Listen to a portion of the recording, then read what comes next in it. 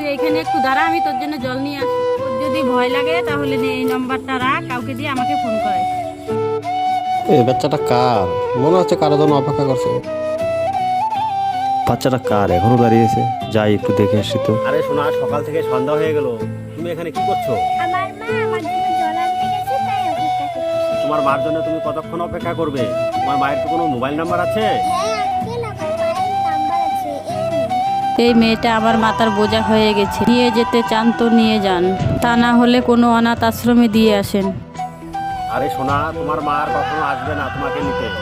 এরকম কথা কেন বলছেন আঙ্কেল? ওই মা তোমার সৎ মা ছিল, তার জন্য তোমাকে আর নিতে আসবে না। তুমি কি আমার সাথে আমাদের বাড়িতে যাবে? সেখানে একটা মা পাবে আর একটা ছোট্ট ভাই পাবে খেলার জন্য। তুমি কি যাবে আমার সাথে? হ্যাঁ আঙ্কেল, যাবো। আমি কাজটা ঠিক করেছি না ভুল করেছি আপনারা কমেন্ট করে জানান সবাই।